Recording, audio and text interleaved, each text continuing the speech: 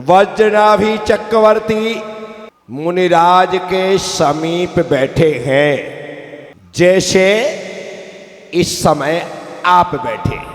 मुनि की निकटता मोक्ष की निकटता को दर्शाती। जो साधुओं के निकट होता है वह निश्चित रूप से धर्म के मोक्ष के निकट होता है, क्योंकि आपका पुण्य यहाँ लेकर के आता है। भले लोग कहें मैं ट्रेन से आया, मैं बस से आया, मैं खुद की गाड़ी से आया, लेकिन भले आदमी तो भले ट्रेन से, बस से, खुद की गाड़ी से आया, लेकिन उसके आने के बाद भी तेरा पुण्य तुझे सत्संग में लेकर के आया।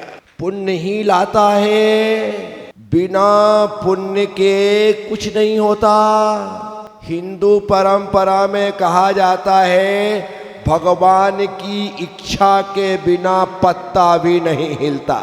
भगवान की इच्छा के बिना, ये हिंदू परंपरा में कहा जाता है, और जैन परंपरा में कहा जाता है पुण्य के बिना पत्ता भी नहीं हिलता। इसलिए पुण्य ही परमात्मा है, पुण्य ही परमात्मा। उस पुण्य को संग्रहित करना है, उस पुण्य को इकट्ठा करना है, वही पुण्य परमात्मा स्वरूप है। वही पुण्य हमारे लिए सुख का, सौभाग्य का, शांति का, अमन और चैन का, आनंद और अहोभाव का कारण है। पुण्य है तो जितने नाम मैंने गिनाए हैं वो सब तुम्हारे पास है, और पुण्य नहीं है तो दुख है, तकलीफ है, अशांति है, बेचैनी है, टेंशन है, डिप्रेशन है, तनाव है, मनमुटाव है, ना जाने क्या क्या है।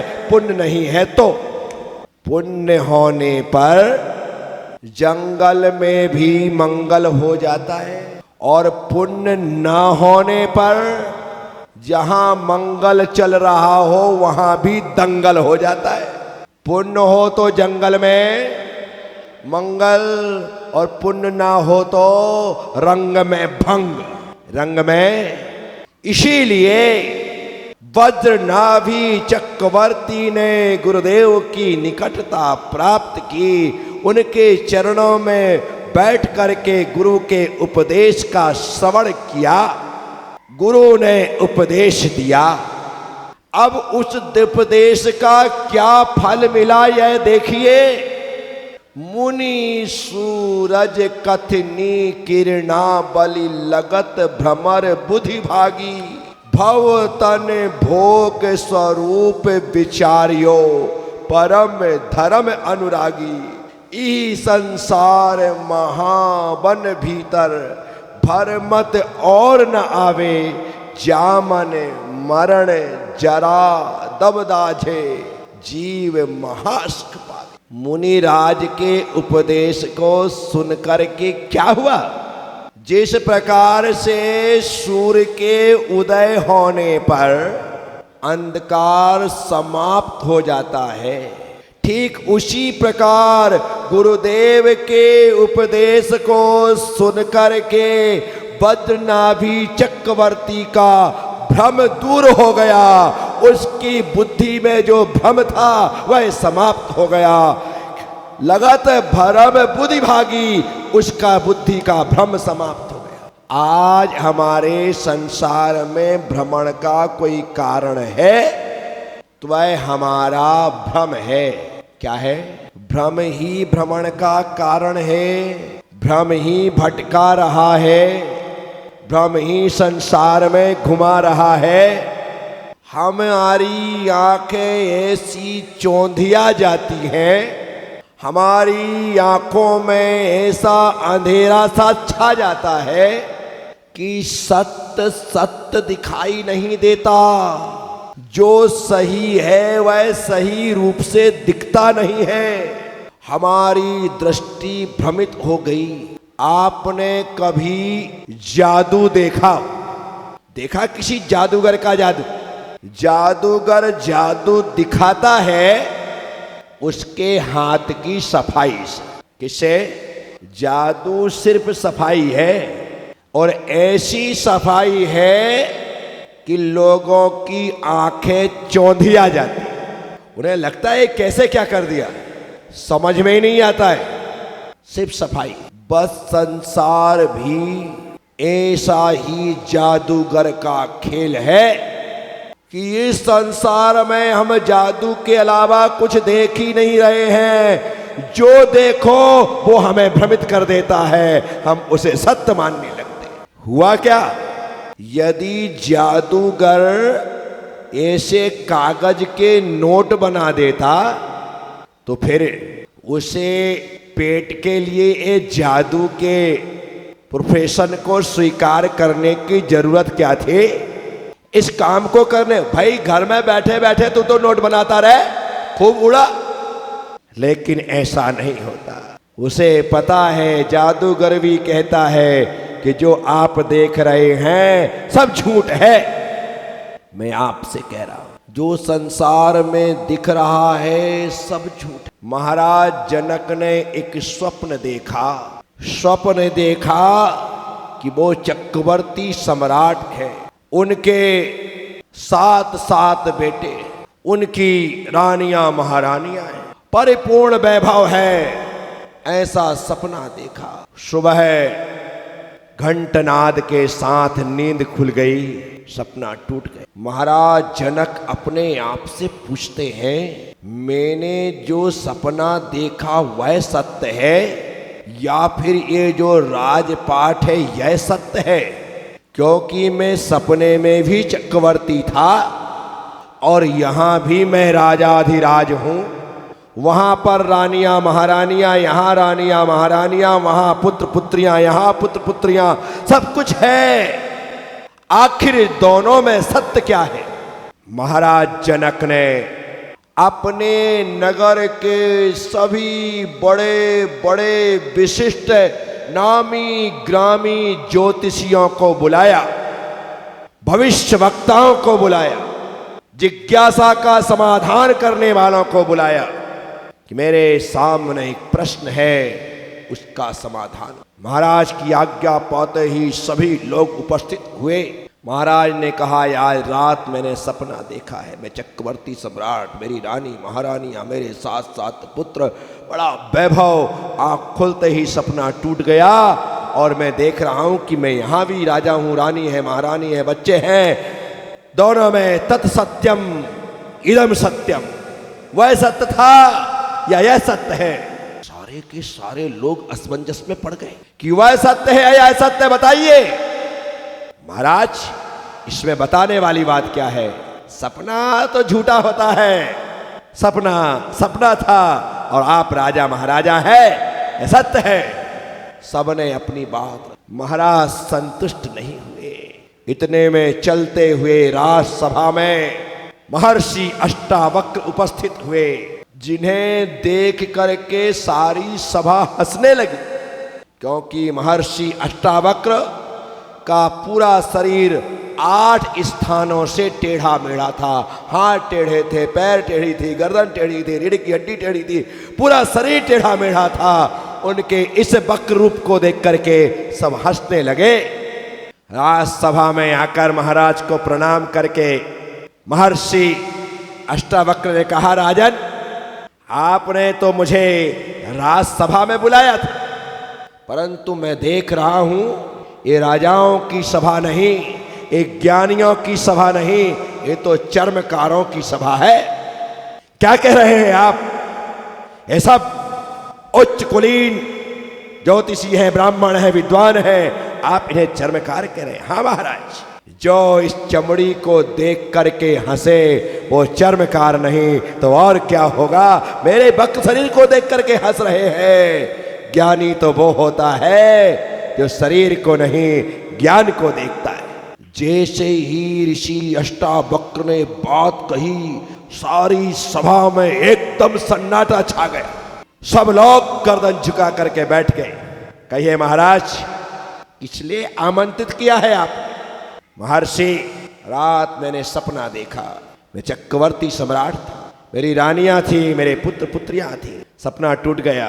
मैं आंखों के सामने देख रहा हूं, मैं राजा हूं, ये ताज है, तख्त है, सिंहासन है, मेरी रानी है, महारानी है, पुत्र पुत्रियां हैं। महाराज मैं समझ नहीं पा रहा हूं कि तत् सत्यम इदम सत्यम, वह सत्य है या यह सत्य है। तब अध्यात्म के शिखर पर आसीन महर्षि अष्टावक्र ने कहा, राजन ना तत् सत्यम ना इदम सत्यम, ना वह सत्य है ना यह सत्य है। क्या कह रहे हैं आप? हाँ राजा, जो सपना देखा वह भी सत्य नहीं है, और जो आप आंखों से देख रहे हैं, ये राज, ये ताज, ये तख्त, ये सिंहासन, ये हुकूमत, ये वैभव, ये ऐश्वर्य, ये रानियां, ये महारानियां, ये बच्चे, ये भी सत्य नहीं है। ना तत् सत्यम ना इदम सत्यम। मैं समझा नहीं। महाराज, रात आप जब सपना देख रहे थे तो वह सपना बंद आंखों का सपना था, और इस समय आप जो देख रहे हैं एक खुली आंख का सपना है।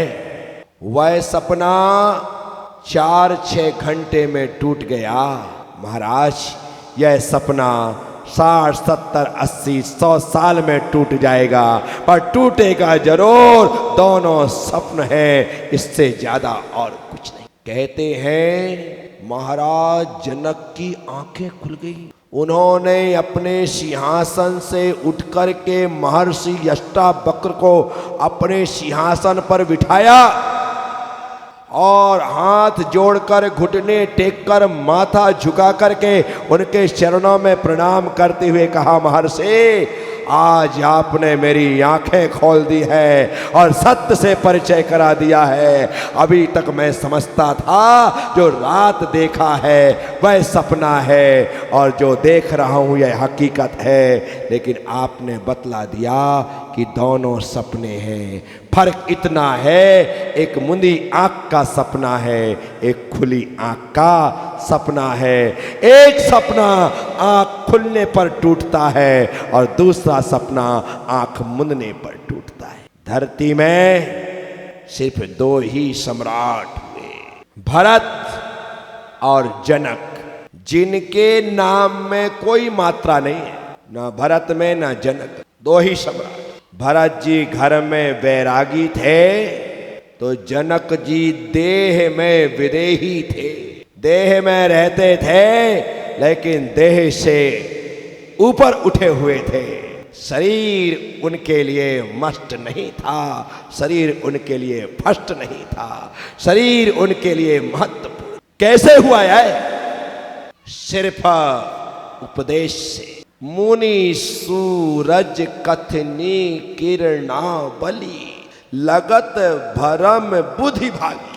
जैसे ही मुनियों के वचनों का श्रवण किया, चक्रवर्ती वज्रनाभि की भ्रम बुद्धि टूट गई। भव तन भोग स्वरूप विचार्यो, परम धर्म अनुरागो। और ऐसा होने पर परम धर्म के प्रति अनुराग करते हुए चक्रवर्ती ने संसार, शरीर और भोगों के स्वरूप का चिंतन। प्रवचन सुनने के बाद कभी विचार करते हो कि गुरुदेव आप जो कह रहे हैं वह सत्य है, आप जो कह रहे हैं वही यथार्थ है, आप जो रास्ता दिखा रहे हैं वही रास्ता है।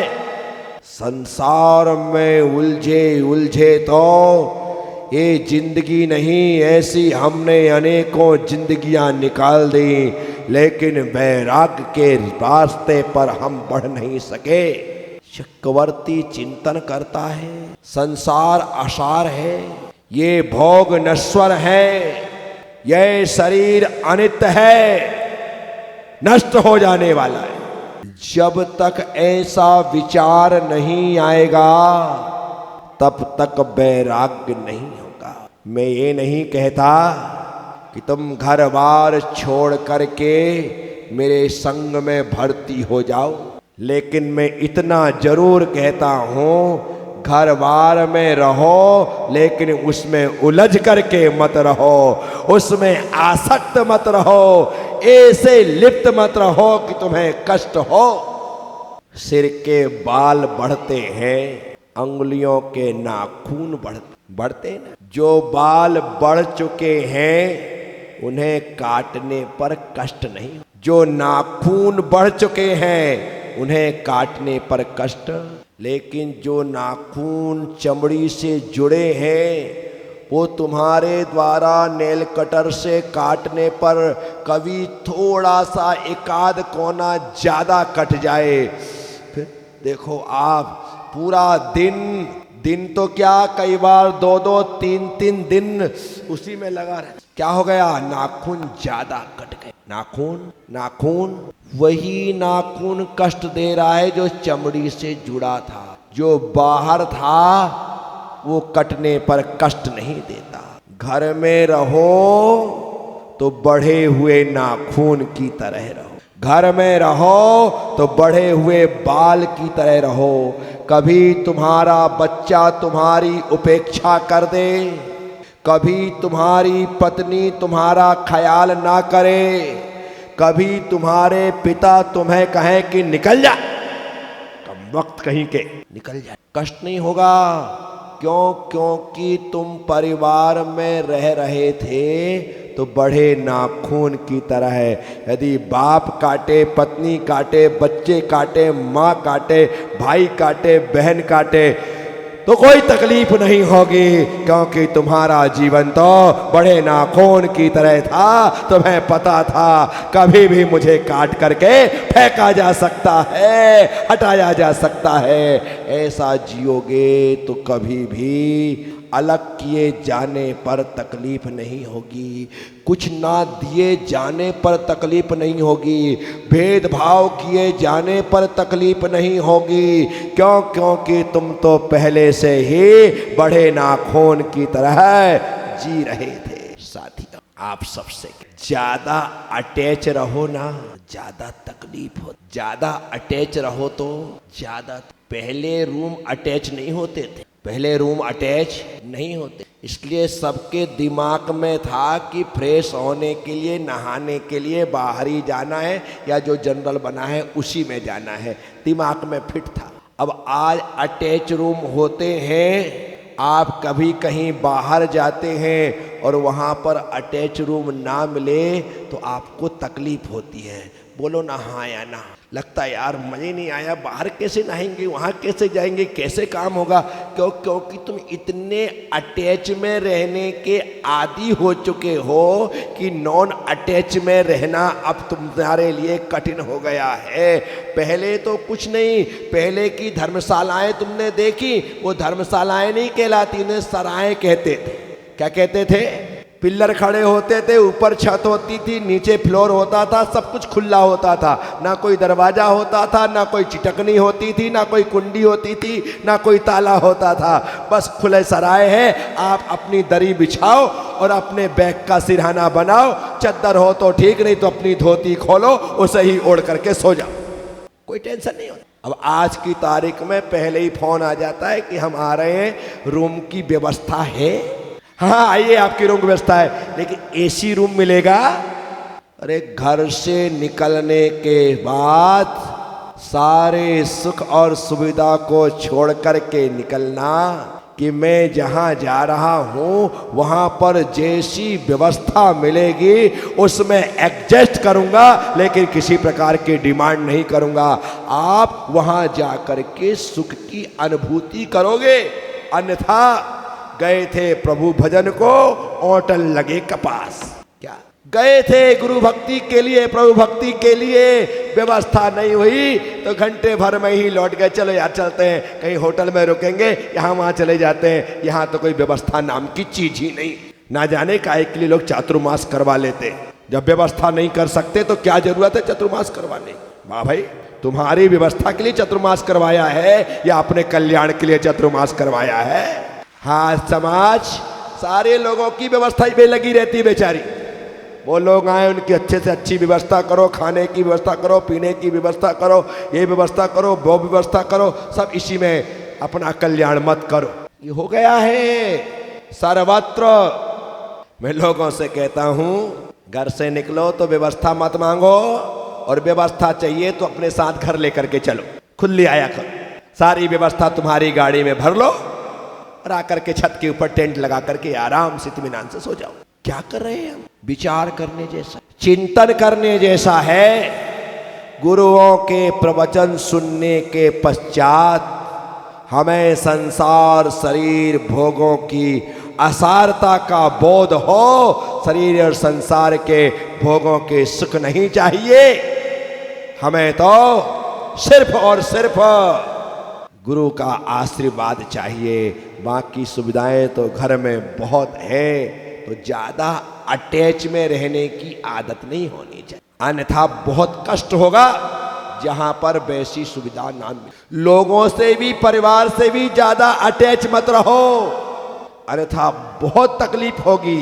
ये मान करके चलो, ये संसार है, एक दिन ये नष्ट होने वाला है। राजा राणा छत्रपति सबको याद है कि नहीं? सबने याद, और ये सच्चाई है। फिर भी लोग रो रहे हैं, धो रहे हैं, शोक मना रहे हैं। अरे जाने वाला चला गया, जब वो जिंदा था तब तो उसके लिए रोए नहीं, अब मरने के बाद दुनिया को बेवकूफ बनाने के लिए रो रहे हो कि इनके बिना करेंगे क्या। जीते जी ख्याल रखो, मरने के बाद रोने से कोई फायदा। आज अपनी माँ के लिए, आज अपनी दादी के लिए, आज अपने पिता के लिए, आज अपने दादा के लिए, आज अपनी पत्नी के लिए, आज अपने बच्चों के लिए आपके पास समय नहीं है। और जब वो जाएंगे तो हम रोने बैठ जाएंगे। उस समय थोड़ा सा समय दे देते तो खुशियाँ तुम्हें उस समय प्राप्त हो जाती। जाने वाला आज तुमको अब खुशियाँ भी नहीं दे सकता, बेचारा इस्माइल भी नहीं दे सकता, बेचारा ये भी नहीं कह सकता कि ठीक तू रो रहा है तो मैं जिंदा हो जाता हूँ, ऐसा भी नहीं। क्या पर क्या फायदा है? इसलिए अभी समय दीजिए। मैं उन सभी लोगों से कहता हूँ जिनके छोटे छोटे बच्चे हैं, जिनके बच्चे छोटे छोटे, उनको पूरा टाइम देना। कल जब बच्चे बड़े हो जाएंगे ना, तो तुम्हारे पास तो टाइम होगा, लेकिन बच्चों के पास टाइम नहीं होगा कि वो तुम्हें दे सके। उनके पास टाइम नहीं होगा। इसलिए जो बच्ची खेल रही है, कैसा शानदार उसका मन है इस समय, कोई उसको फर्क नहीं पड़ता है। अभी मैं यहाँ पर प्रवचन आनंद यात्रा कर रहा हूँ, इतने देर में उसने कम से कम 25 राउंड लगा लिया, और खत्म होते होते 50-100 राउंड हो जाएंगे। कोई इत्मीनान है तुम्हारी आनंद यात्रा में, तुम हंसो ना हंसो, लेकिन अपन तो यहाँ पर आकर के पूरे खुश हैं, पूरे आनंदित हैं। वो बच्ची आनंद अपनी मस्ती में है, इनके साथ जी लो, इनके साथ जो क्षण इनके साथ जी लोगे ना इनका बचपना दोबारा आने वाला है। एक बार निकल गई, ये बच्चियां बड़ी होकर के बैठ गई हैं। अब इनसे तुम कहो कि बेटा थोड़ा टाइम दिया करो, इनके पास टाइम है क्या? पढ़ाई पढ़ाई पढ़ाई, बचा हुआ टाइम मोबाइल मोबाइल मोबाइल। तुम मांगते रहो, तुम्हें कुछ मिलने वाला नहीं है। इसीलिए जब तक इनके हाथ में वो मोबाइल जैसा झुनझुना नहीं आया है, तब तक इनके साथ झूम करके पूरा जिंदगी का आनंद ले लो। बस यही आवश्यक और अनिवार्य है। ये 8-10 साल 12 साल तक की उम्र है, तब तक इनके साथ जितना समय दिया जा सकता है। घर में आने के बाद पिता को अपना मोबाइल एक तरफ रख देना चाहिए और पूरी तरह से बच्चों के साथ घंटे 2 घंटे इत्मीनान से खेलना चाहिए। बच्चों के साथ खेलोगे तो फायदा ये होगा, जो तनाव लेकर के तुम आए थे वो पूरा का पूरा बच्चों के साथ खेलने में समाप्त हो जाएगा। बच्चा इतना आनंद देता है, इतनी खुशियां। साथियों, मैं आप वज्रनाभि चक्रवर्ती संसार शरीर भोगों की असारता का विचार, और हम संसार में ही लगे हुए हैं, रचे हुए हैं, पचे हुए हैं, इतने ज्वाइंट हो चुके हैं कि छोड़ने के नाम पर, छूटने के नाम पर ही हमारी आंखें भर आती। फिर आगे कहते, ये संसार महावन भीतर भर मत और न आवे। क्या कहते हैं? इस संसार रूपी महाजंगल के भीतर भ्रमण करने का कोई अंत ही है क्या? कोई अंत नहीं है। आकाश झुकता हुआ दिखता है, लेकिन कभी कहीं झुकता। संसार लगता है कि अब इसका अंत है, लेकिन संसार का कोई अंत। प्याज से एक छिलका निकालो, दूसरा आता है, दूसरा निकालो, तीसरा आता है। निकालते जाओ, छिलके के बाद छिलका आता है, प्याज कहीं है ही नहीं। प्याज कहीं है क्या? संसार भी ऐसा ही है, एक के बाद एक के बाद एक के बाद एक इच्छाएं खड़ी होती हैं, और वही इच्छाएं संसार कहलाती हैं, और वो हमें संसार में भ्रमण। छिलकों का नाम ही प्याज है, इच्छाओं का नाम ही संसार। भटकते रहो, कोई अंत आने वाला नहीं। तो इस संसार रूपी महाजंगल में, महावन के भीतर भ्रमण करने का कोई अंत ही नहीं है। कब से भटक रहे हैं हम, कोई बता सकता है? इस संसार में कब से भटक रहे हैं हम, कोई बता सकता है? है हिसाब किताब कि कितने बार नरक गए, कितने बार त्रियंच बने, कितने बार मनुष्य बने, कितने बार देव बने? है कोई हिसाब? पंच परावर्तन के बारे में पढ़ो ना, तो ये दिमाग काम नहीं करेगा। जितने बड़े क्षेत्र में ये झालरा पाटन है, अर्थात झालरा पाटन की नगर निगम की सीमा, उस नगर निगम की सीमा आप अपने शांतिनाथ मंदिर को सेंटर बनाओ। क्या बनाओ? सेंटर। और सेंटर बना करके 8 मध्य प्रदेशों को, 8 शिक्षकों को, क्षेत्रों को छोड़कर अब आप जन्म लेना प्रारंभ करो। प्रत्येक प्रदेश में, अर्थात प्रत्येक एक सुई की नोक रखो, उस प्रदेश में आपने जन्म लिया, फिर मरण किया, फिर उस सुई की नोक को उससे आगे बढ़ाओ दूसरे प्रदेश में, फिर दूसरे प्रदेश में जन्म लिया। ऐसे पूरे झालावाड़ के जितने प्रदेश हैं, सब में हमने अनंतों बार जन्म ले चुके हैं और मरण कर चुके। ये तो मैं सिर्फ उदाहरण दे रहा हूं। ऐसे तीनों लोकों में, ऐसे तीनों लोकों में, तीनों लोकों के संपूर्ण प्रदेशों में कई कई बार हम जन्मे और मरे हैं। साथियों, कब तक इस संसार में और भटकना है? विचार करो, चिंतन करो कि घर में तो रहूं, लेकिन घर मेरे मन में ना रहे। नाव पानी में तो रहे, लेकिन पानी, नाव में पानी ना रहे। ऐसी अवस्था कैसे प्राप्त? वर्तमान का जो समय है, ये ऐसे इंद्रिय भोगों से, विषयों से भरा हुआ है कि इस संसार से इस समय तो छोड़ना और बाहर निकलना संभव दिखता नहीं। लेकिन वज्रनाभि चक्रवर्ती ऐसा चिंतन कर रहे हैं कि संसार रूपी महावन का कोई अंत नहीं है। जामन मरण जरा दवदाहे, जीव महादुख पावे। क्या कहते हैं? इसमें जीव जन्म, मरण और बुढ़ापा रूपी अग्नि में जलता हुआ भयंकर दुखों को प्राप्त कर रहा है। क्या कहा? जन्म, जरा, मृत्यु। बोलो, फिर से बोलो। ये 3 महारोग हैं। ये 3 जल चढ़ाते हैं ना भगवान को, तो क्या बोलते हैं? जन्म जरा मृत्यु विनाशनाय जलम जलम निर्वपामीति स्वाहा। अब जल से जन्म जरा मृत्यु का विनाश कैसे होगा? क्योंकि यहां पर कह रहे जामन मरण जरा दवदाहे, ये जन्म जरा मृत्यु की आग है। क्या है? क्या है? आग। और आग को पानी से ही बुझाया जाता है। आग को बोलो, आग को पानी। आज पहली बार मुझे ये बात यहां पर लॉजिक सहित समझ में आई। लॉजिक सहित पूजा के भाव करवाते हुए, पूजा करवाते हुए हमने कई बार बताया जन्म मृत्यु विनाशनाय जलम, लेकिन जन्म जरा मृत्यु के विनाश के लिए जल क्यों चढ़ाया?